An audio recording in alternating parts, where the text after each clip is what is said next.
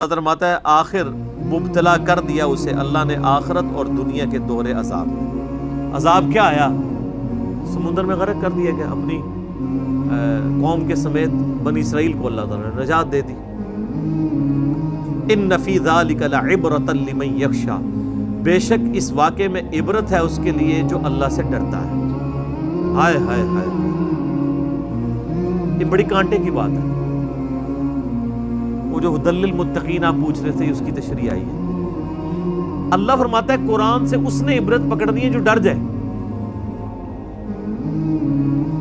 Start میں بھی ہے ہدی للمتقین، قرآن ہدایت تو سب کے لیے، ہدی للناس آیا قرآن میں، ہدایت تو ہر انسان کے لیے، لیکن وہ انسان ہدایت حاصل کرے گا جو ہدی للمتقین ہوگا۔ اور ہدی للمتقین کا مطلب کیا؟ ڈر جانے والا، جس نے زندگی میں ایک دفعہ بھی سیریسلی یہ چیز سوچی کہ مجھے میری مرضی کے بغیر جس نے پیدا کیا وہ میرے ساتھ کچھ بھی کر سکتا ہے، مجھے مرنے سے پہلے پہلے اسے راضی کرنا ہے، اس کے دل میں ڈر پیدا ہوگا نا۔ انسان کی زندگی میں سب سے بڑا ڈر یہی ہے کہ میں کدھر سے آیا ہوں، مجھے کس نے پیدا کیا ہے، میرا اوریجن کیا ہے، میرے ساتھ آخر میں کیا ہونا ہے۔ اسی پرپز آف لائف کو جو لوگ تلاش کرتے ہیں وہ گاڈ تک پہنچ جاتے ہیں۔ انہی کے لیے کہا گیا ہدی للمتقین، قرآن میں ہدایت ہے ڈر جانے والوں کے لیے، جو ایک دفعہ سیریسلی سوچ لیں کہ یار ہمیں کسی نے پیدا کیا ہے، ہم اپنی مرضی سے پیدا نہیں ہوئے، اور جس نے پیدا کیا وہ ہمارے ساتھ کچھ بھی کر لے ہمیں کوئی بچا نہیں سکتا، تو ہم کیوں نہ اس کی اطاعت اختیار کر لیں۔ اور یہاں پہ بھی آیا ہے اللہ فرماتا ہے قرآن میں عبرت اور ہدایت اس کے لیے لمن یخشی، جو ڈر جائے، جو نہ ڈرے اس کے لیے قرآن میں کوئی ہدایت نہیں ہے۔ فذکر بالقرآن من یخاف وعید، اے نبی قرآن سے اسے ڈر سنائیے جو اللہ کی دھمکی سے ڈرتا ہے۔ اچھا، اللہ بھی کہہ رہا ہے کہ جو ڈرتا نہیں ہے نا اسے ہدایت کو نہیں ملتی۔ اس کا مطلب ہے قرآن نے آپ کو کان سے پکڑ کے ہدایت نہیں دینی ہے، قرآن نے صرف دعوت دینی ہے۔ اگر آپ ہدایت قبول کرنے کے لیے تیار نہیں ہیں تو دنیا کے سارے پیغمبر مل کے، دنیا کی ساری کتابیں الہامی مل کے آپ کو ہدایت نہیں دے سکتی۔ دیکھ لو آپ کتنے طاقتور ہیں، اگر آپ گمراہی پہ اتر آئے سارے پیغمبر مل کے آپ کو ہدایت نہیں دے سکتے، ساری کتابیں مل کے نہیں دے سکتے۔ اللہ تو ویسے ہی نہیں دے گا، کیوں؟ اس لیے کہ ہدایت اس کائنات کی سب سے قیمتی چیز ہے۔ جو قیمتی چیز کی قدر نہ کرے اس کو اللہ ہدایت نہیں دیتا، اور جو قدر کر لے وہ چاہے بلال حبشی ہو اس کو ہدایت مل جائے گی، اور اس کے آقا کو امیہ ابن خلف کو نہیں ملے گی۔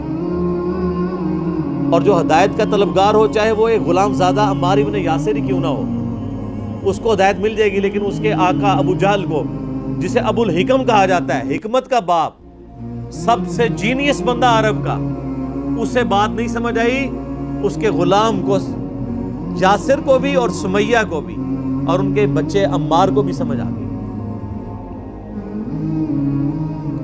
اسی لیے قرآن حکیم میں جب یہودیوں کے بارے میں آتا ہے وہ کہتے ہیں ہمارے دلوں پہ تو غلاف چڑھے ہیں نبی، تمہاری بات ہم پہ اثر نہیں کرتی، تو فخریہ کہتے تھے۔ تو اللہ تعالیٰ ماتا ہے نہیں، تم پہ اللہ کی لعنت ہوئی ہوئی ہے، کیونکہ نبی کا کیا نقصان کر رہے ہو بات نہ مان کے، خود ہی دوزخ میں جاؤ گے۔ یہاں پہ بھی ہم لوگوں کو کہتے ہیں نا، او جی آپ جو مرضی قرآن حدیث سے بیان کریں، ہم اپنے بزرگوں کے راستے سے نہیں ہٹیں گے، اور یہ فخریہ بیان کر رہے ہوتے ہیں جبکہ ان کے اوپر لعنت پڑی ہوئی ہوتی ہے۔ اور اگر آپ کا دعویٰ ہے کہ آپ کے بزرگوں کا طریقہ وہی ہے جو قرآن و سنت کا ہے، پھر تو قرآن و سنت سے آپ کو چڑ ہی نہیں ہونی چاہیے۔ قرآن و سنت سے چڑ انہی کو ہی ہوتی ہے جن کو پتہ ہے کہ قرآن کی آیت کچھ اور کہہ رہی ہے، ہمارے بزرگ کچھ اور بتا کے گئے ہیں، حدیثیں کچھ اور کہہ رہی ہیں، ہمیں ہمارے بزرگوں نے کچھ اور بتایا، تو کہتے ہیں بات ہی نہیں سنتے، کہتے ہیں نا علی کے لیکچر نہیں سنتے، اس لیے کہ ان کو پتہ ہے کہ اس نے وہ بات بتانی ہے جو کتابوں میں لکھی ہے، اور جب وہ سنیں گے تو کہیں گے ہمارے تو بزرگ ہمارے ساتھ فراڈ کر کے گئے، تو فوراً ہدایت کا راستہ کھل جائے گا۔ اللہ کے فضل سے اس پلیٹ فارم سے کبھی یہ بات نہیں ہوئی کہ فلاں کو نہیں سننا۔ میں کہتا ہوں دنیا کے ہر گمراہ کو سنیں، تاکہ آپ کو پتہ چلے کہ گمراہی اور ہدایت میں فرق کیا ہے۔ اگر اسلام سچا مذہب ہے اور اسلام کے ماننے والے کوئی اپنے آپ کو اچھے سمجھتے ہیں کہ ہم اچھے مکتب فکر، ہمیں جنتی گروہ ہمارا ہے، تو ان کو تو فخریہ کہنا چاہیے کہ جناب قرآن کھول کے کوئی صفحہ پڑھیں، ہماری ہر بات قرآن سے ثابت ہوگی۔ اس کی بجائے اگر وہ یہ کہہ رہے ہوں قرآن ڈائریکٹ نہیں پڑھنا آپ گمراہ ہو جائیں گے، تو اس کا مطلب کیا ہے؟ تو دنیا میں ہی سر فیصلہ ہو گیا ہوا ہے کون ہدایت پہ ہے کون گمراہی پہ ہے۔ البتہ وہ آپ اگر آنکھیں کھولیں گے تو آپ کو پتہ چلے گا۔ اگر آپ کبوتر کی طرح آنکھیں بند کر کے سمجھ رہے ہیں کہ بلی غائب ہو جائے گی، سر بلی نہیں غائب ہوگی، تھوڑی دیر بعد آپ کی گیچی مروڑ لے گی، موت کا فرشتہ تیار کھڑا ہے۔ تو اس لیے اپنے آپ کو دھوکہ نہ دیں، یہ قیامت کی، اس میں قیامت مضمر ہے جی۔ ان فی ذلک لعبرۃ لمن یخشی، قرآن میں عبرت اس کے لیے ہے جو ڈرے، جو نہیں ڈرتا کچھ نہیں۔ اور ایک بات یاد رکھیے گا، جو نہیں ڈرتا اسے تبلیغ کرنا بھی حرام ہے جی۔ ہم تو کہتے ہیں نہیں، اس کو سمجھا کے ہی چھوڑیں گے۔ اس بات کے اوپر تو اللہ تعالیٰ نے نبی علیہ السلام کو کئی جگہ پہ گرفت فرمائی ہے کہ آپ کیوں اس طرح کرتے ہیں۔ سَيَذَّكَّرُ مَن يَخْشَىٰ، اے نبی نصیحت اسے کریں جو ڈرتا ہو، وَيَتَجَنَّبُهَا الْأَشْقَىٰ، اور اس سے اجتناب کریں جو بدبختی پہ اترا ہوا ہے، بات سننے کے لیے تیار نہیں ہے۔ وَيَتَجَنَّبُهَا الْأَشْقَىٰ الَّذِي يَصْلَى النَّارَ الْكُبْرَىٰ، اس بدبخت کو تو ہم اس بڑی آگ پہ پیش کریں گے۔ ثُمَّ لَا يَمُوتُ فِيهَا وَلَا يَحْيَىٰ، پھر اس آگ میں نہ وہ زندوں میں ہوگا نہ مردوں میں۔ قَدْ أَفْلَحَ مَن تَزَكَّىٰ، بے شک کامیاب تو وہ ہوا جس نے اپنے نفس کا تزکیہ کر لیا، پاک ہو گیا خود۔ وَذَكَرَ اسْمَ رَبِّهِ فَصَلَّىٰ، اور اپنے رب کا نام لے کر نماز پڑھی۔ نماز ہم کس طرح شروع کرتے ہیں؟ اللہ بل تؤثرون الحیات الدنیا، لیکن اکثر اصل مرض تمہارا یہ ہے کہ تم دنیا کی زندگی کو پرائورٹی دیتے ہو۔ والآخرۃ خیر وابقیٰ، جبکہ آخرت بہتر بھی ہے اور ہمیشہ رہنے والی بھی ہے۔ ان ھذا لفی الصحف الاولی، یہی ایک یونیورسل ٹروتھ، کانٹے کی بات تھی جو ساری الہامی کتابوں میں تھی جو اس سے پہلے نازل ہوئی۔ صحف ابراہیم و موسیٰ، چاہے قرآن سے پہلے حضرت موسیٰ علیہ السلام کے صحیفے ہوں یا حضرت ابراہیم علیہ السلام کے صحیفے، ایک ہی کانٹے کی بات تھی، کیا کہ دنیا کی زندگی عارضی ہے، آخرت کی زندگی ہمیشہ کے لیے رہے۔ تو وہاں پہ بھی آیا کہ اے نبی آپ اس کو نصیحت کریں جو ڈر جائے، اور جو ڈرنا نہیں چاہتا اس کے لیے کیا حکم ہے؟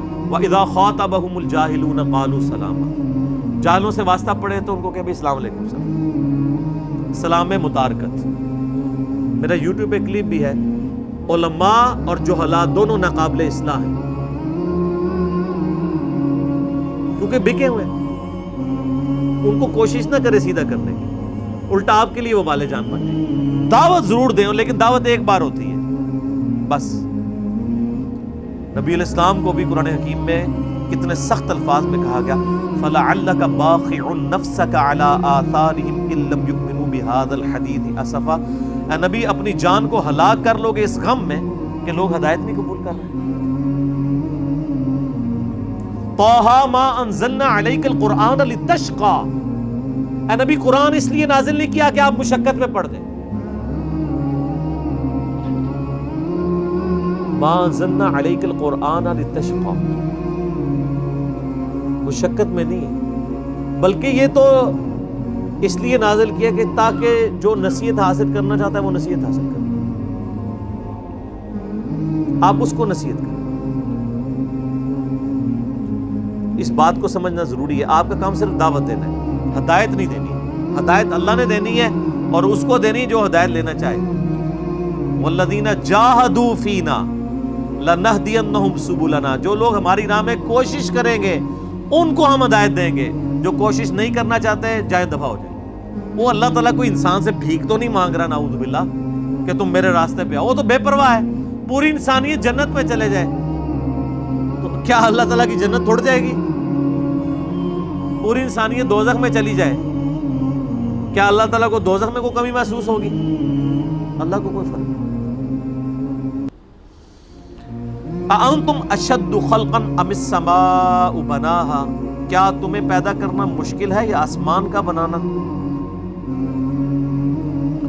تو جس اللہ نے آسمانوں کو پیدا کیا ہے وہ تمہیں مرنے کے بعد دوبارہ زندہ نہیں کر سکتا؟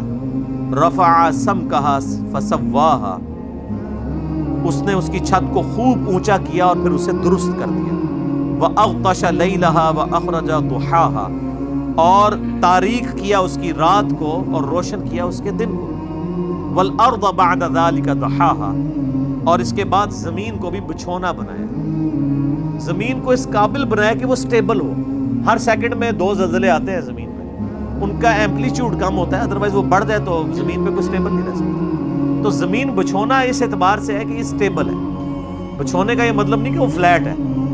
ویسے تو بہت بڑے سرکمفرنس پہ ایک چھوٹی سی آرک کو آپ لیں تو فلیٹ ہی ہوتی ہے. زمین کا سرکمفرنس 40,000 کلومیٹر ہے، اس میں اگر آپ 1 کلومیٹر بھی لیں تو وہ اسٹریٹ لائن ہی ہوگی، کوئی بہت بڑا سرکمفرنس ہے. تو بچھونا یہ کہ رہنے کے قابل بنا ہے. اخرج منها ماءها ومرعاها نکالا ہے اس سے اس نے پانی اور اس کا سبزہ. زمین میں ہی پانی اللہ نے رکھا ہے، وہی ایویپوریٹ ہو کے اوپر جاتا ہے اور پانی جب برستا ہے تو سبزہ نکلتا ہے. والجبال ارساها اور پہاڑوں کو گاڑ دیا ہے ڈائنامک بیلنسنگ کے لیے. متاعا لکم ولانعامکم اور یہ اللہ تعالیٰ نے سارا معاملہ کیا ہے تمہارے لیے اور تمہارے مویشیوں کے لیے. یہ زندگی کا سارا نظام جو ہے اللہ تعالیٰ نے پانی کے ذریعے ہی چلایا ہوا ہے، اور اس سے بھی پہلے سورج کے ذریعے. سورج کی تپش سے پانی ویپریٹ ہوتا ہے، بارشوں کی فارم میں برستا ہے، گلیشیئرز کی فارم میں پہاڑوں پہ سٹور ہوتا ہے، پھر سورج کی تپش سے وہ پگھلتے ہیں. اوپر دریا چلتے ہیں، زمین کے نیچے پانی کے دریا چلتے ہیں جو ہم پانی نکالتے ہیں، اور وہی سمندروں کا پانی ہے جو اللہ تبارک و تعالیٰ جو ہے وہ ایویپوریٹ کروا کے سورج کی روشنی کے ذریعے اس کی تپش کے ذریعے بارش کی فارم میں برساتا ہے. سبزہ اگتا ہے، اس سبزے کو ہم بھی کھاتے ہیں، ہمارے مویشی بھی کھاتے ہیں. ہماری ساری خوراک زمین سے آ رہی ہے. آپ دنیا میں کوئی بھی چیز کھا رہے ہیں نا، خواہ وہ ڈائریکٹ کھا رہے ہیں یا ویلیو ایڈیشن کے بعد کھا رہے ہیں، آ رہی زمین سے. KFC میکڈونلڈ بھی زمین سے ہی اگا ہوا ہے. سب کی سب ہر چیز زمین سے. کسی چیز کو ڈیپ ڈگ کرے آخری روٹ اس کا زمین ہے. تو اس زمین کے اوپر اللہ نے زندگی آباد کی تمہارے لیے اور تمہارے مویشیوں کے لیے. فَإِذَا جَاءَتِ الطَّامَّةُ الْكُبْرَى پھر جب وہ آ جائے گی بڑی آفت. یہ میں نے جس طریقے سے اردو بولی ہے نا، عربی اس سے بھی زیادہ ڈاٹی ہے. فَإِذَا جَاءَتِ الطَّامَّةُ الْكُبْرَى جب وہ بڑی آفت آ جائے گی. کون سی؟ قیامت کا دن. یوم یتذکر الانسان ما سعی اس دن انسان یاد کرے گا جو دنیا میں اس نے کمائی کی تھی. یعنی کسی نے اچھے اعمال کیے ہوں گے تو وہ یاد کر رہا ہوگا یا اللہ میں نے یہ بھی کیا تھا، یہ بھی ہے، امید ہے میں بچ جاؤں گا. اور جس نے پٹھے کام کیے ہوں گے، برے کرتوت کیے ہوئے ہوں گے، اس کو یاد آ رہا ہوگا میں دنیا میں یہ کر کے آیا ہوں تو اب میرے کرتوت میرے سامنے آئیں گے. وَبُرِّزَتِ الْجَحِيمُ لِمَنْ يَرَى اور دوزخ لا کے سامنے کر دی جائے گی ہر دیکھنے والے کے. جیسے یہاں بھی آپ کو پتا نا ورلڈ کپ سے پہلے وہ ٹرافی کی نمائش کر دی جاتی ہے، تو میدان معاشر میں بھی دوزخ لا کے سامنے نمائش کی جائے گی کہ پترو تیار ہو جاؤ جدن جو ہونی ہے. تو ظاہر آپ سمجھ سکتے ہیں کہ اس وقت جنہوں نے دنیا میں برے اعمال کیے ہیں وہ تو خود ہی اپنے اوپر گواہ ہو جائیں گے کہ یہ ٹرافی انہی کو ملنے والی ہے. اللہم اجرنا من النار، اللہم اجرنا من النار، اللہم اجرنا من النار. اللہم من احییتہ منا فاحیہ علی الاسلام ومن توفیتہ منا فتوفہ علی الایمان. اب جناب یونیورسل ٹروتھ آ رہا ہے اللہ کی طرف سے، بالکل مختصر 2-4 جملوں میں پوری کی پوری قیامت مضمر ہے. پورا فلسفہ آ گیا دین کا. فَأَمَّا مَنْ طَغَى پس جس نے بھی دنیا میں سرکشی کی، وَآثَرَ الْحَيَاةَ الدُّنْيَا اور دنیا کی زندگی کو پرائورٹی دی، ترجیح دے دی، فَإِنَّ الْجَحِيمَ هِيَ الْمَأْوَىٰ تو اس کا ٹھکانہ ہوگا دوزخ. 3 جملوں میں پوری الہامی کتابوں کی دعوت کا خلاصہ. فَأَمَّا مَنْ طَغَى جس نے سرکشی کی، اللہ کی حدوں کو پھلانگا دنیا میں، وَآثَرَ الْحَيَاةَ الدُّنْيَا اور دنیا کی زندگی کو سب کچھ سمجھ لیا، اسے پرائورٹی دے دی، ترجیح دے دی، فَإِنَّ الْجَحِيمَ هِيَ الْمَأْوَىٰ اس کا ٹھکانہ ہوگا دوزخ. 3 جملوں میں کنکلوڈ ہو گیا کہ ایک کیٹیگری یوں ہوگی. آگے سنیں. وَأَمَّا مَنْ خَافَ مَقَامَ رَبِّهِ اور جو پوری زندگی ڈرتا رہا کہ اسے اپنے رب کے حضور کھڑا ہونا ہے. وَنَهَى النَّفْسَ عَنِ الْهَوَىٰ، اور اپنے نفس کو خواہشات سے روکی رکھا.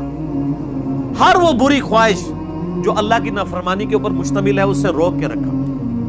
فَإِنَّ الْجَنَّةَ هِيَ الْمَأْوَىٰ، اس کے لیے جنت ٹھکانہ ہو. سمپل. 3 جملوں میں دوزخیوں کا ذکر اور 2 جملوں کے اندر جنتیوں کا ذکر ہو. سر یہ 5 آیات ہی ہوتی نا، صرف قرآن نہ بھی نازل ہوتا، یہ انسانیت کی ہدایت کے لیے کافی تھی. ساری نبیوں کی دعوت کا خلاصہ یہی ہے کہ جس نے دنیا میں سرکشی کی، خدا کی نافرمانی کی، دنیا کی زندگی کو ترجیح دی، باقی جو دنیا کی ضرورتیں ہیں تو آپ نے پوری کرنی، ترجیح دے دی آخرت کے اوپر، حلال و حرام کی تمیز گنوا دی، اللہ کی نافرمانی کی، حقوق العباد پورے نہیں کیے، اس کا ٹھکانہ دوزخ. اور جو شخص ڈرتا رہا ہر وقت کہ میں نے یہ کام کیا تو مجھے اللہ کو جواب دینا ہوگا تو میں بچ جاؤں، اور یہ کام نہ کیا تو اللہ کو جواب دینا ہوگا، میں اس کے اوپر استقامت اختیار کروں فرائض کے اوپر، تو اللہ فرماتا ہے اس کا جنت ٹھکانہ. اللہ خیر صلی اللہ. یہ ٹوٹل دعوت کا خلاصہ. اسی لیے یہ صورتیں شروع میں نازل ہوئی تھی، اسی لیے تو بھوچال آ گیا تھا نا پھر کہ یہ کون سی دعوت کھڑی ہوگی. تو قرآن حکیم میں یہ بالکل اینڈ پہ جو صورتیں جو ہے مصحف کی ترتیب میں شروع میں نازل ہوئی. یسألونک عن الساعة ایان مرساها، اے نبی آپ سے پوچھتے ہیں کہ قیامت کب قائم ہوگی. اور بھائی قیامت کی تیاری کرو، تاریخ اور ڈیٹ پوچھنے کی کیا ضرورت ہے. فیما انت من ذکراها، اے نبی اس کا آپ سے کیا تعلق، یعنی آپ نے نہ قیامت آپ نے برپا کرنی ہے نہ آپ کو ہم نے اس لیے دنیا میں بھیجا ہے کہ آپ لوگوں کو یہ بتائیں کہ قیامت کون سے سن میں آنی ہے اور کون سی تاریخ کو آنی ہے. آپ کا کام تو صرف قیامت سے ڈر سنانا ہے. الی ربک منتہاها، یہ تو آپ کے رب کے پاس ہے. وَيَقُولُونَ مَتَىٰ هَٰذَا الْوَعْدُ إِن كُنتُمْ صَادِقِينَ، سورہ ملک میں آتا نا، یہ پوچھتے ہیں کہ وہ وعدے کا دن کب آئے گا، اگر سچے ہو تو بتاؤ. تو قُلْ إِنَّمَا الْعِلْمُ عِندَ اللَّهِ وَإِنَّمَا أَنَا نَذِيرٌ مُّبِينٌ. اے نبی فرماؤ قیامت کا علم تو اللہ کے پاس ہے، میں تو صرف ڈر سنانے کے لیے آیا ہوں. الی ربک منتہاها، اس کی انتہا تو آپ کے رب کی طرف ہے، وہ جب چاہے گا آئے گی. میرے پاس تو کوئی انما انت منذر من یخشاها، میں تو صرف خبردار کرنے والا ہوں اس شخص کو جو ڈر جائے قیامت سے. پھر وہی الفاظ آ گئے، یعنی نبی کی ہدایت کا فائدہ کسے ہے؟ جو ڈر جائے. جو نہ ڈرے کوئی فائدہ نہیں.